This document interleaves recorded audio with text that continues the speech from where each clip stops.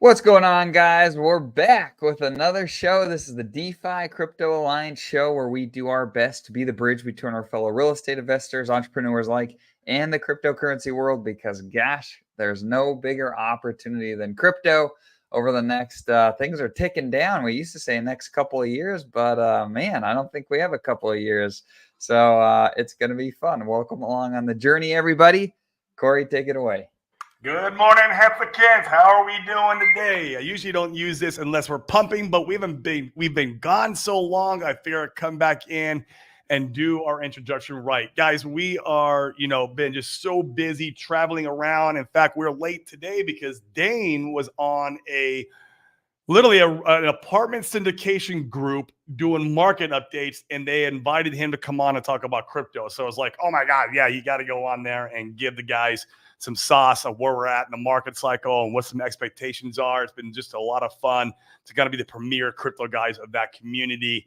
And we're just having a blast. Like we said, we're going to be using cryptocurrencies as that wealth creation tool and using real estate as that wealth preservation tool. And whenever you guys are feeling ready to have some exposure in some real world assets right now, obviously is not the opportunity, but when you are, make sure to think of us, make sure to look us up, make sure to come and have a conversation with us so we can get you in some real bear market hedge assets.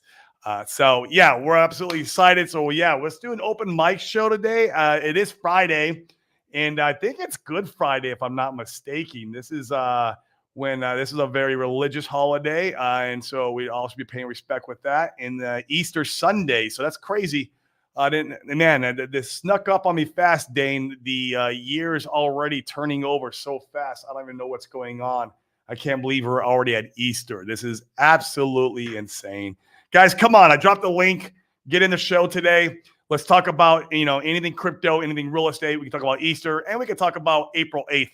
That's kind of an interesting topic that's going around right now. If you guys have information or knowledge about that recent update from the RH attorneys, we'd love to hear your thought processes around that.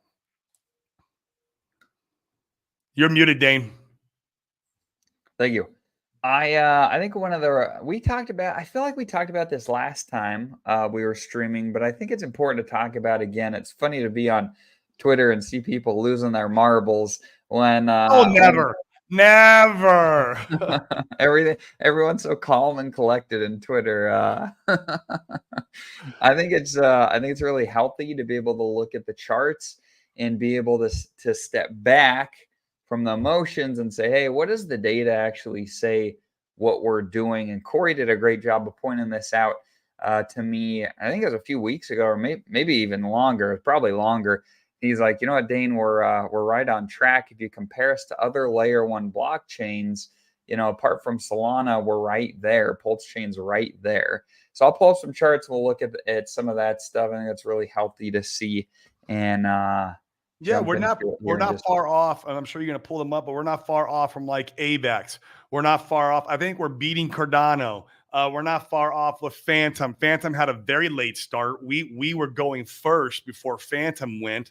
And so, the only exception to the rule here in the DeFi space, we're not talking about Bitcoin, guys. I know Bitcoin's at 75,000, whatever it's at, right? Like, I don't think it's quite that high, but it's up there. The only exception to this rule is Solana, and that's because, guys, so many VCs were involved in Solana, and all these influencers, they got pre-allocations from the last cycle. Like, of course, they're going to pump their bags because they got to dump. They got to get out. And so, like, they were shilling Solana back in, like, I think it was September of last year. I remember a lot of the big influencers coming out and shilling it, including one of our new friends, BitBoy. I mean, they're always shilling because they got allocation bags they have to dump. VCs are involved. They have to get that thing up so they can take profits. I know they did a good job. And there's nothing wrong with that, really. There really isn't. I mean, if you'd have got in Solana, you could have rode the wave up with them. But don't feel like we're missing out. We're not. Compare us to other ecosystems. We're not far off from what everyone else is doing. We hit a 5x from the bottom. I know everyone. The problem is, Dame, everyone measures from SAC rate. That's exactly it. You got to stop measuring from SAC rate. I know this is very controversial. You had plenty of time to buy the bottom. There's no longer from Sacrate. Sacrate is thrown out the window. I had a lot of money on Sacrate, guys. I got crushed. I don't care. I came in and bought multiple times in that bottom. I cannot measure from Sacrate anymore. It's just not how it goes. It's not how the game is played. Your cost basis got reset. That's all there is. And you have to measure from the bottom of the chart, where the chart bottom, literally, we were down there, guys, for like 3 months, just like a flat line, like somebody just passed in the hospital. Literally, there's just nothing going on. I mean, we had plenty of time to get some buys in. I mean, there's just no more like, well, from Sacrate. So it's just, that's how it goes, man. It's just, welcome to crypto. Welcome to crypto. You nailed it. You nailed it. All right, let me get a few of these pulled up. Armando, yep, and D Nice. Yeah, April 8th is also the eclipse, which is kind of interesting that there's a lot of things going around that date, including, you know, our ecosystem that's lining up that we might see some bullish momentum. I don't know. I know Hans was saying April, he was calling April 8th before even this new news, before the news of the RH stuff. He was talking about April 8th. Just because of the charts, the way the charts look. So it'd be interesting to see. You got charts telling us April 8th. You got the RH news. You got the clips. But it doesn't mean we're going to go up, guys. It also means can we go down. That's what it can go either way. Like I will probably see a move either way, in my opinion. Jeez, why no, Brizology, I did not, but I did do every effort I could to accumulate what I could. I wish I could have bought more. That's all. But I probably overextended myself, and I'm okay with that. All right. I've got a couple of price charts. Let me pull these up. Cool. Let's take a look. We got Norbert driving his car as always. We even started 30 minutes later, Norbert, than normal, and you're still in the car.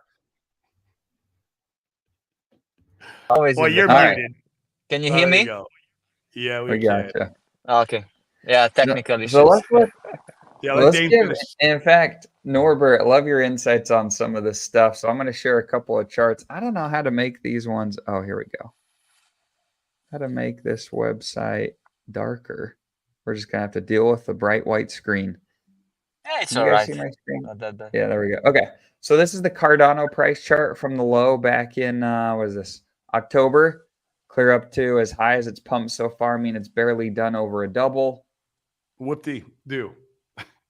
You look at this is AVAX. AVAX from its low back in October is done about a 6x and then retraced a little bit. We've done a 5x. Yeah, exactly. And then something like Pulse Chain.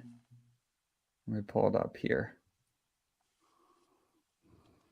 Something like Pulse Chain, we've done, just like Corey's saying, from the low. The low, right? Yep, right in there. There you go. We've done a 5x. So come on, guys. Yeah. So we're right in line with a lot of the rest of the other similar layer one blockchains, and we just have to be patient. Like ETH hasn't even had a hard run against Bitcoin yet. We're just hanging out, waiting. It'll be really interesting. In fact, one of the things I'm curious about with your guys' thoughts and some of you in the chat, with this time around, you have the BTC ETF where the big boys are coming in and buying it. I don't think the big boys are looking to rotate that into ETH. You know, like the traditional mindset is Bitcoin runs and then people rotate some of that into ETH and then they rotate from ETH into other alts. I mean, I don't think JP Morgan Chase has any intention or BlackRock has any intention to do that. I think they're just buying the Bitcoin so that they can go and sell to their customers. How do you think that'll affect Ethereum and alts running this time around? Well, I mean, I'll give my opinion and then I'll let Norbert kind of cue in. Even if the ETH ETF does not get approved, so the ETH ETF would obviously change the rules of the game, what you just mentioned, because now they're going to want to accumulate as much as that as possible too. But even if not, you have a lot of people still riding the Bitcoin train who is not JP Morgan, who is not BlackRock. You have a lot of people in Bitcoin who are riding that wave up from BlackRock, who's pushing it up. Yes, they're the reason why it's going up, but you're going to have all these other people on that train who will exit that train from their mad gains in Bitcoin and go swap into Ethereum or other altcoins. They're JP Morgan and BlackRock aren't the only ones in Bitcoin. Yes, they're the ones pushing the price up, but I think BlackRock owns 250,000 Bitcoin. Like, there's millions of Bitcoin. So all the other Bitcoin holders will be the ones, they get to experience this massive magic carpet ride. And so they're going to go and buy altcoins in Ethereum. So because of the magic carpet ride that JP Morgan and BlackRock did. So what do you think, Norbert? You're muted. Yeah, I'm trying to mute myself. You don't need to hear all these bing bongs and indications and stuff while driving. Yeah, I agree with you pretty well.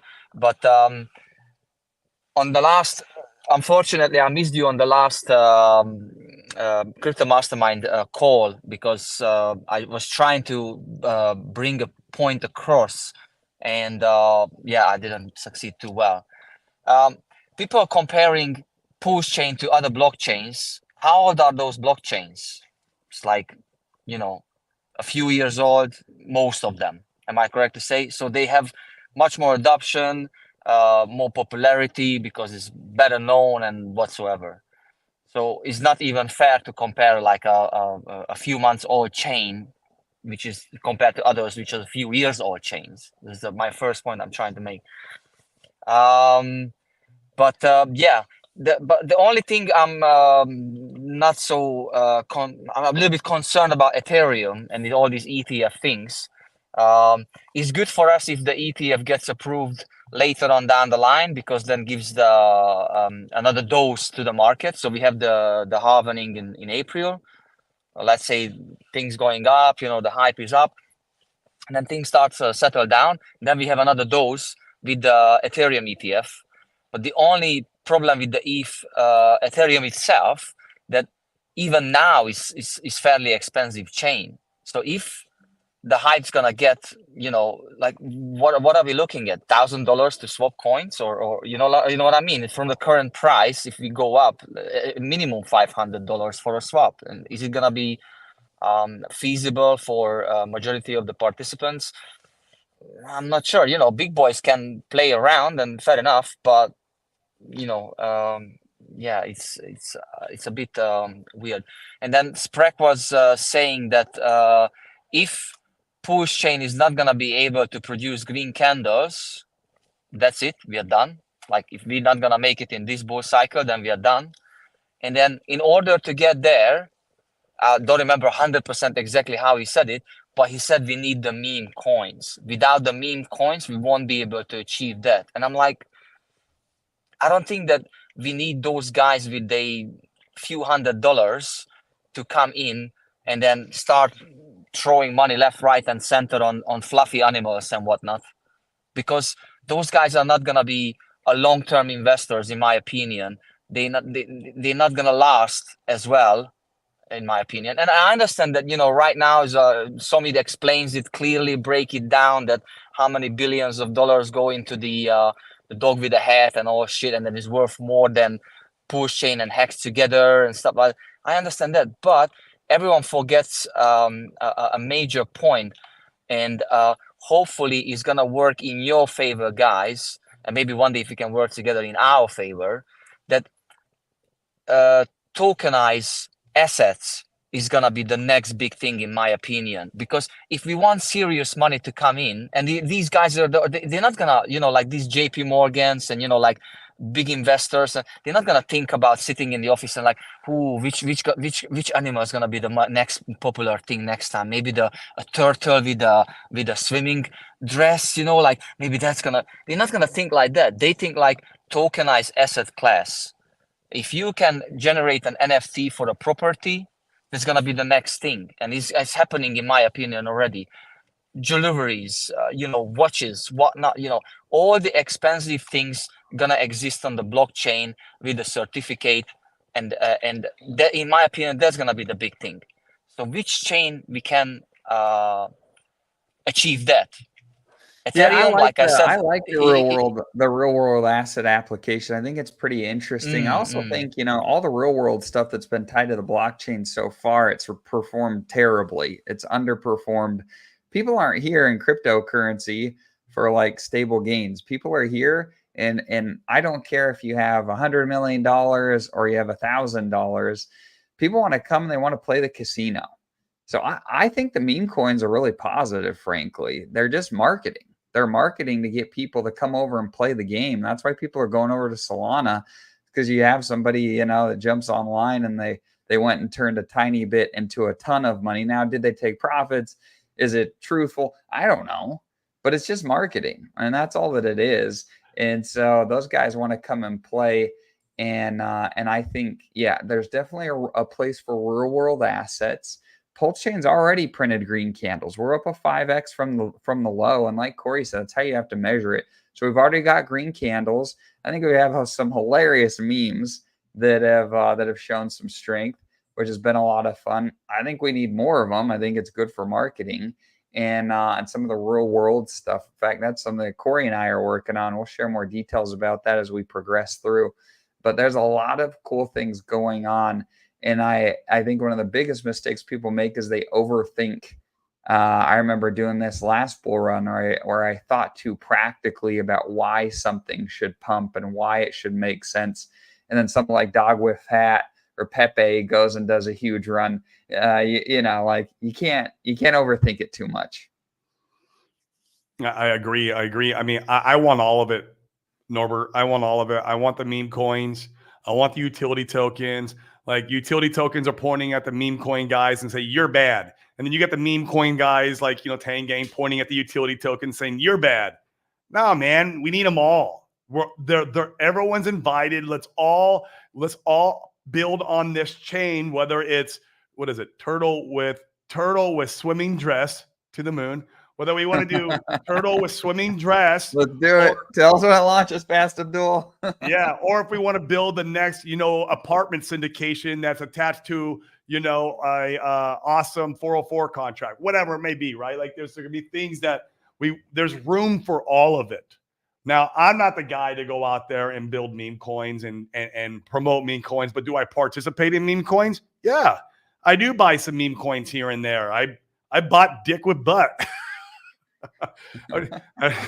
I bought, what is that? Actually, I don't know how it's pronounced, but you know, I participate in some of these things. Now I don't put my whole bag in there. Hell no, man. I put a very small little bit of money in there and see if I can try to, like, you know, make it to a 4x, 5x into my pulse. But I'm playing because it's boring right now. We're bored, right? And so I want to play some of these games and keep myself entertained. I can afford to play the games. I've got the majority of my blue chip portfolio built out. It's built out, right? You know, can I buy a little bit more? Sure. And I might.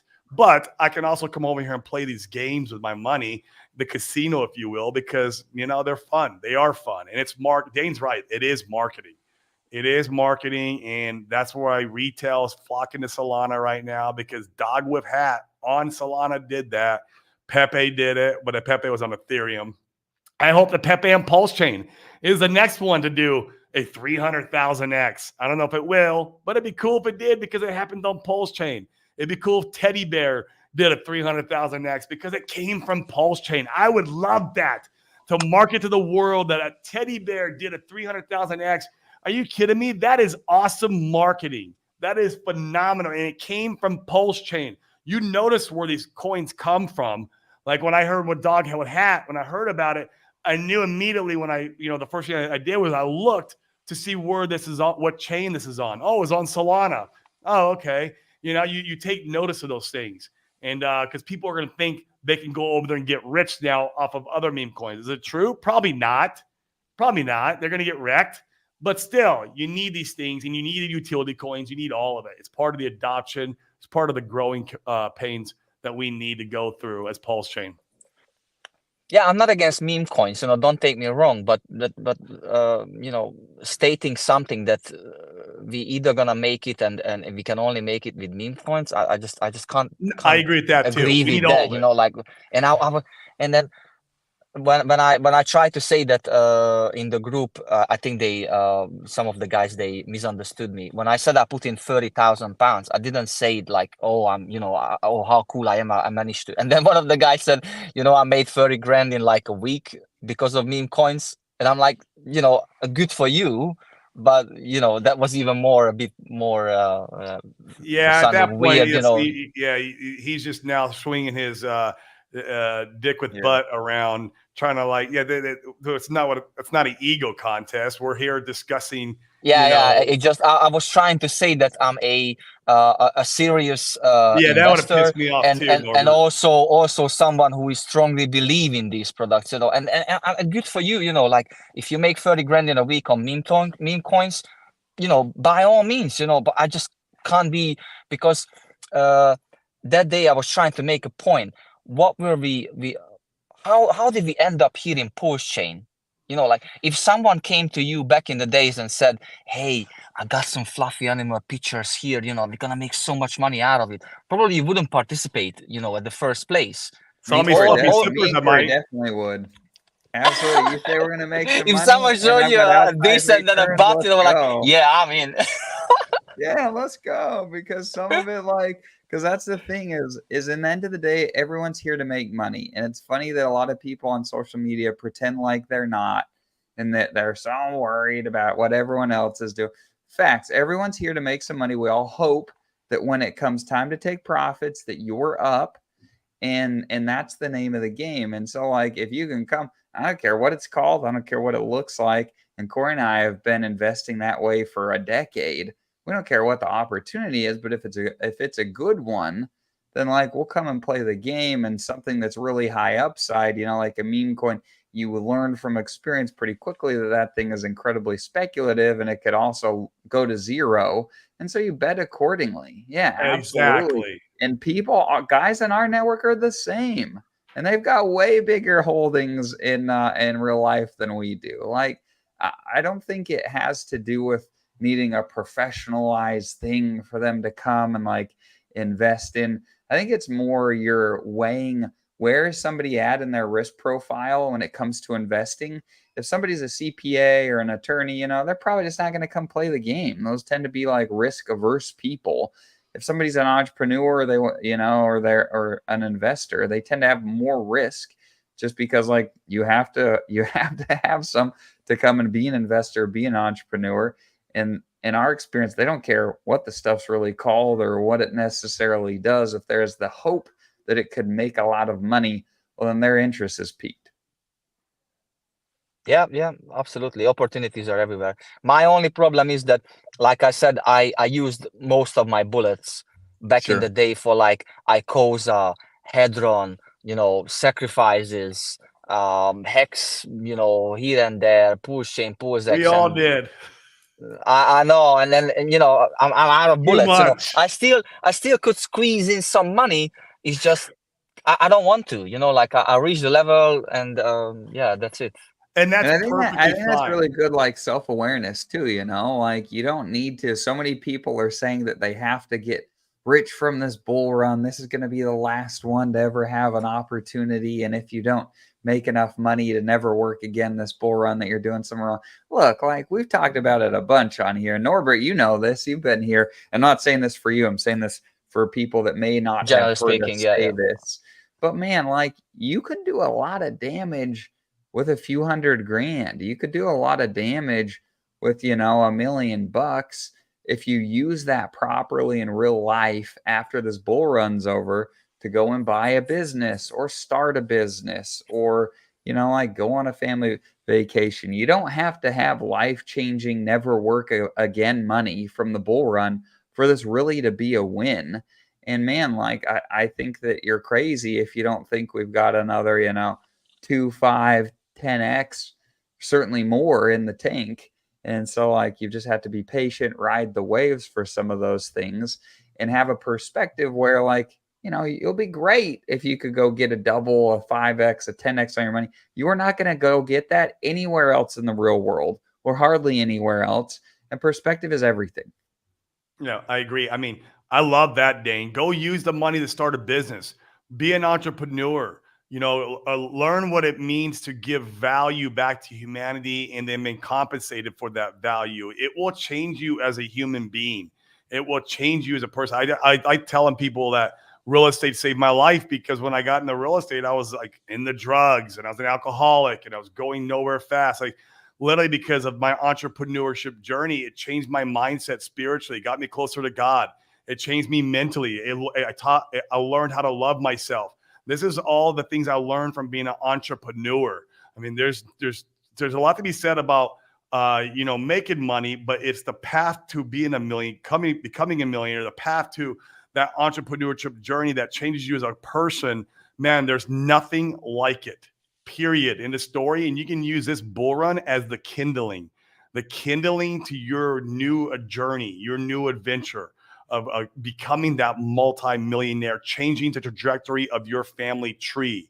It's amazing. I mean, me and Dane, we started this entrepreneurship almost a decade ago. We're just using cryptocurrency now as a hedge to try to facilitate more along our entrepreneurship journey. But you think me and Dane, if we go and like make millions of dollars here in this bull run, we're just going to lay down and be like, okay, we're done? No, that's not how we think. That's not how we're not going to be. We're far from done. Even after this bull run, that's what everybody wants. Everyone wants to like, we're all going to make it and then have millions of dollars and sit on the beach all day and do nothing else in life. What is the fun in that? Come on. Are you kidding me? You want your kids to see you do that? Go out and create value in the world. Go out and create businesses. Go out and flip some houses, whatever it is. It doesn't have to be real estate. It's just what the vehicle we know so well, but it could be other things. It could be e-commerce. It could be like, go start, I don't know, maybe some gas stations. Who knows? Go start some nail shops, whatever it may be. Restaurants. Restaurant business actually sucks. Your profit margins are very low in restaurant business. You don't want anything to do with food, man. You don't want that. Oh my God, it's brutal. I've known some wealthy restaurant owners, but man, it is a brutal business. Unless you like working 18 hours a day, and I don't. I like working, but I don't want to work 18 hours a day. So yes, I mean, give that some thought, guys. It's just everyone on Twitter, man. They want they have the lottery mentality. Let's get rich quick as fast as possible. It's just not how it is. I mean, yeah, you might get lucky in a couple coins. It's very well possible. But like Dane said, even if you get a 20x on your portfolio this cycle, are you going to be really that pissed? I mean, what? You shouldn't be. You should be grateful. Yeah. Great. I mean, I don't know where I can get 20x at. Like, I'm not going to do it flipping houses. Man, I'm dealing with contractors and getting sued by the buyers and sellers. And like, oh my gosh. Yep. That's interesting. Something I wanted to talk about this, I find this conversation really interesting. So more recently let me make sure. More recently on social media, on Twitter, there's been talks about marketing. And I think I just think this is really important for everybody to understand.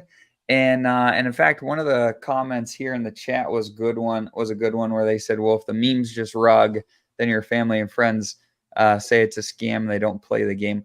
I think that's a great point. I also think that it comes down to educating people that you're trying to help in crypto. You have to properly educate them, right? If someone wants to come in and you're talking about meme coins, well, I think Sami nailed it, or you talk about 90% core, 10% lottery, and you play the game in such a way where you can continue to be in the game. So if something goes bad on a lottery, you haven't bet very much. I think it's really important. And I think marketing's the same. There's a really cool, I like this marketing push. So this is cool. There's a marketing push to go send out some mailers to wealthy people to try to educate them about Pulse Chain. And you guys tell me, in fact, post them in the comments. Have you ever taken action on calling a billboard? Like you're driving down the street, there was a call to action on a billboard to call a phone number or look at their website. Have you ever actually taken action on any of that? I think I've called one in my whole life. Corey Norbert contacted anybody from a billboard? Not from a billboard. I have contacted, a business from like a postcard, but that's after also I've seen the postcard like over and over and over again in my mailbox. So when I came to think about the problem that I had that was associated to the business on that postcard, then I thought about that because I saw that postcard so many times.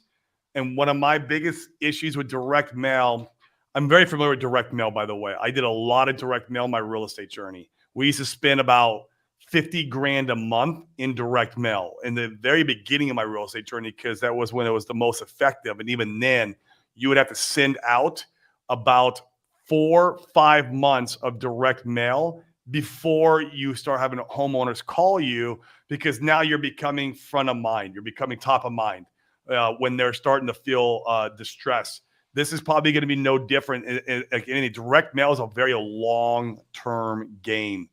So if you're doing one-time direct mail, you're not going to get much results out of it. You need to do direct mail on a monthly basis. Yeah, monthly or bi-monthly. And even bi-monthly, yeah. And they say on average it takes 7 touch points from a marketing perspective for somebody to actually their behavior to change and for them to actually do something about it. So back to the concept of like needing to properly educate your onboards. I love the idea of a mail campaign. I love different outreach methods that the community is talking about. I think it's important to know what that actually needs to look like, though, to have success. You can't send one round of mailers and hope that wealthy people that 99% of them have never done anything in crypto, let alone DeFi, they're going to magically come over and put all their money into Pulse Chain. Like, that's just not how this happens. And so it's the same as onboarding your family and friends. Like, they need a resource. Hopefully it's you that can educate them about how to do things properly, how to onboard money, how to build a portfolio in such a way that they're more likely to have success than not. And so, think that through as you're considering marketing, potentially putting money into things. Like, there's a lot of repetition and proper hand holding that needs to be done in order for the money to actually end up in Pulse Chain. Well said. Well said. I'm not sure if you are aware of this study, but and I'm sure you experienced it in your life too, that we are more prone to pay attention to moving images. Even if you have your TV on in the background, and then some pictures moving, you're talking to someone. If your eyes catch a certain kind of vibration, color changes or contrast, you tend to look to the digital screen itself. So I would say that digital screen advertisement would be more effective, most likely, than paper things as well, because the paper one is outdated and it's like. Well, you would be surprised. The paper stuff does really good with older people that have money because they're used to paper. Yeah. They like something it has certain target so I think groups I like for sure. Yeah. If the goal is to go out to wealthy people, it's an easy list to obtain. It's easy to target them with mail. So I like the idea in theory. It just needs to be done frequently and consistently over time. But you're right, Norbert. People like you and me, not so much Corey because he's almost a boomer. But you and me, no. He's the cool. He's cool. Yeah. I'm just teasing. Yeah, but like younger people in general respond more to like digital stuff and whatnot. Funding Gym gave me a good idea. Like I said, I'm working on becoming more financially free and then doing other things with my friends. We started doing trading and whatnot. And we agreed on, that even if we're going to be a successful traders and making revenue on a regular basis, not just going to be like, oh yeah, I want to have a next whatever shoes or the nicer car or send some money for charity. No, I want to be the guy who takes the money there and then say, oh, we need something to build. Okay, then we can contribute as consultants and we can also give the money as well. And whatever we can do to make it successful, we're going to do it. But my point was that if we want to onboard, going back again, like longevity, serious money, and or some guys chucking some money in here and there. So if you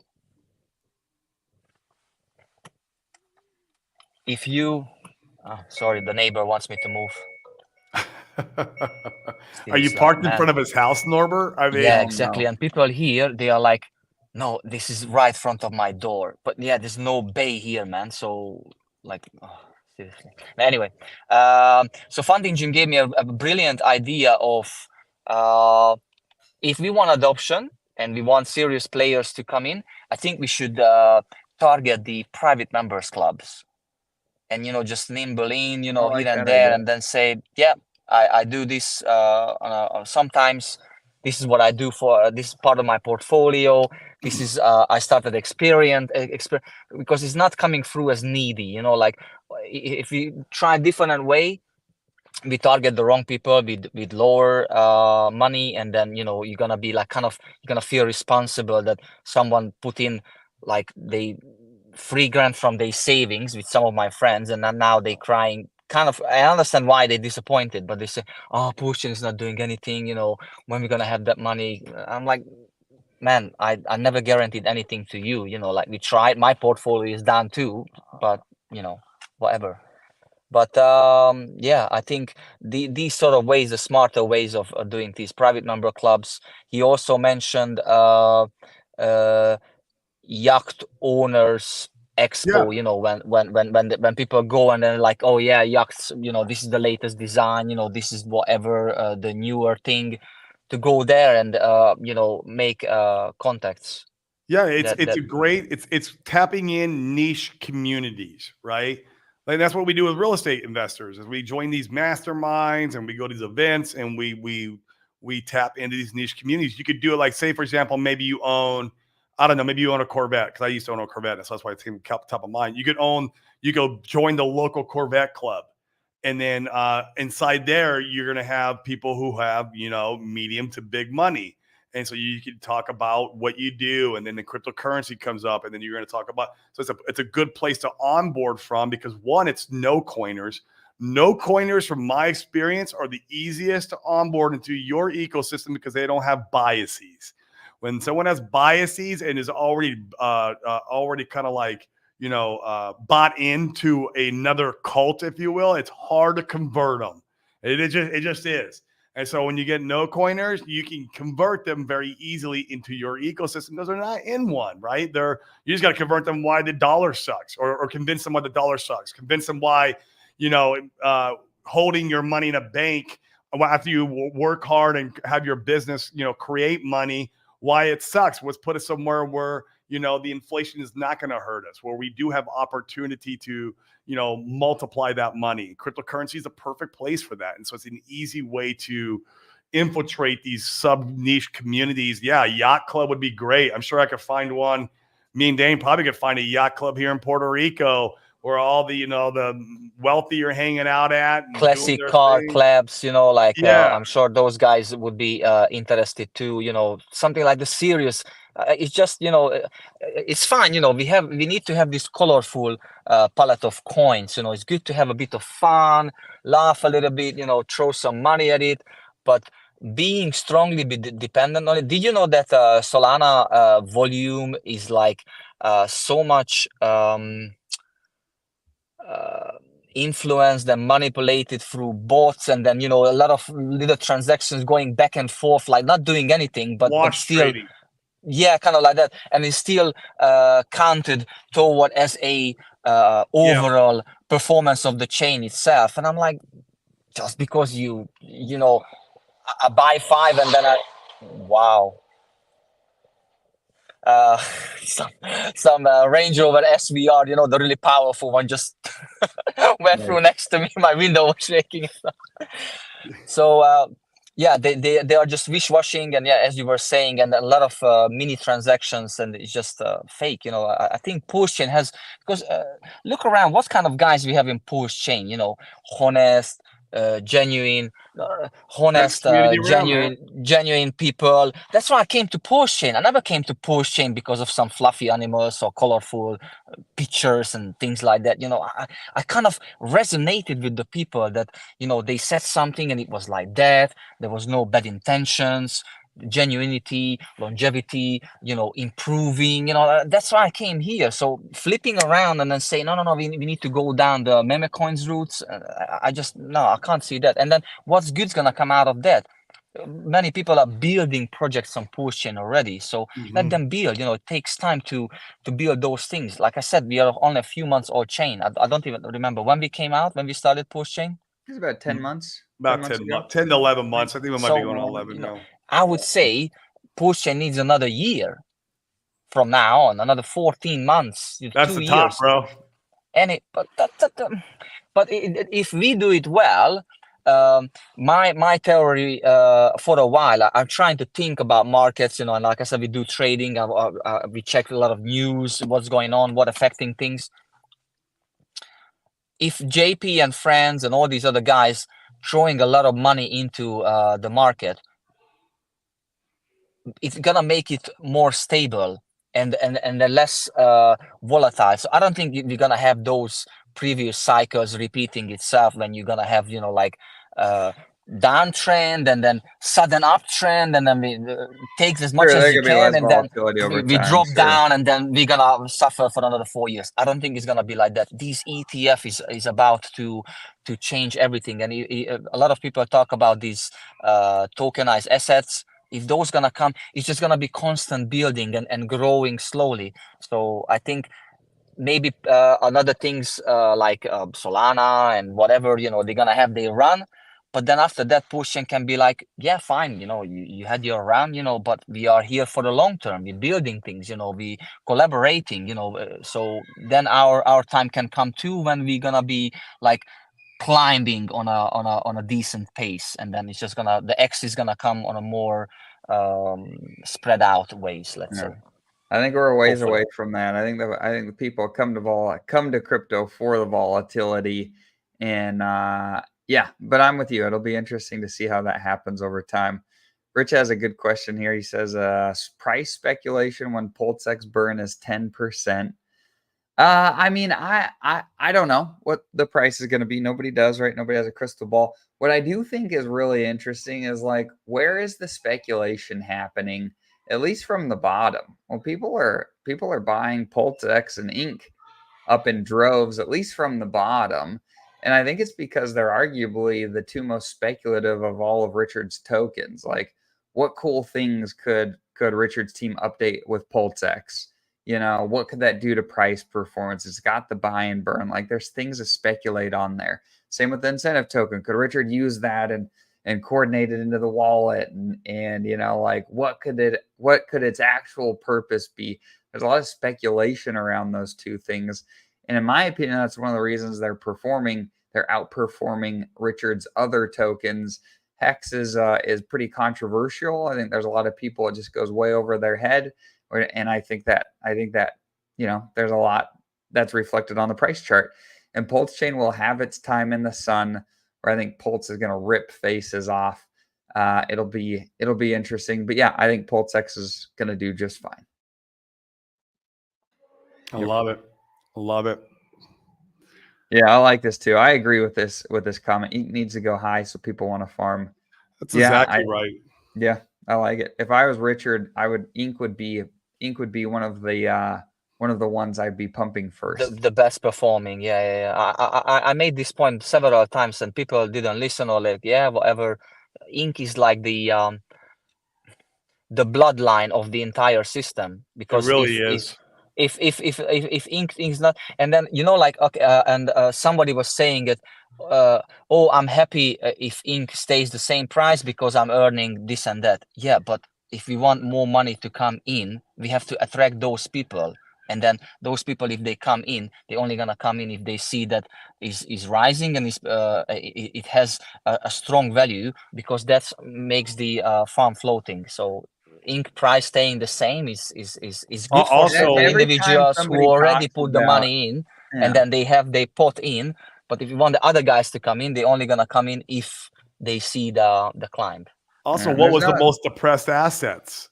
Right. Ink, PulseX, they got absolutely obliterated during our bear market, during the SEC FUD. So, of course, those are the ones that are probably going to rebound the hardest. I wish I would have took that more in consideration when I was building my portfolio. I would have allocated a lot less to Hex. I'll be first to say it here. I really don't think Hex is going to outperform Richard Heart's new assets. That's just my opinion. I know a lot of the Hex Matsies will argue with me till they're blue in the face on this. And I've been saying it before, Hex is just, like you said, Dane, it's harder to understand. I'm not saying Hex won't do well. It will. But people understand what a layer one is. People understand DEX. People understand a simple incentive token, because they've had all this last time. And it's been time tested and proven, where Hex is still that kind of hard game theory thing to think about. Nobody cares about your T-share game theory. That's not what's going to onboard people and make Hex go to the moon. Just sorry, it's not. It's not going to work that way. But I love Hex. I own bags of it. I do, and I'm not selling it. I'm going to keep my Hex. But I still think, man, the Ink and Pulse X are going to be the Steining shards of the show for at least a little while. It could change. We could be like mid-market towards the end of the year. Maybe we see the other assets really pumping hard. We might see Hex really drive hard at the end of the market cycle. That's what it did last time. And they might just go and do a big old moonshot. It's very well possible, but I'm not going to like sacrifice my Ink and Pulse X bags at this time when those are the main runners. Right. Right. Cool. Well, this is probably a good place to wrap it up. I'm going to go have some lunch. Appreciate you being on here, Norbert. Me too. I haven't had lunch either. It's already past 5 o'clock. Yeah. Appreciate you guys in the chat. I'm glad we could do a quick show today and jump on with you guys. And with that, we'll catch you next week. See you guys. Peace. Thank Have a you good for your Easter. time. All the best, everyone. Happy Good Easter. Easter.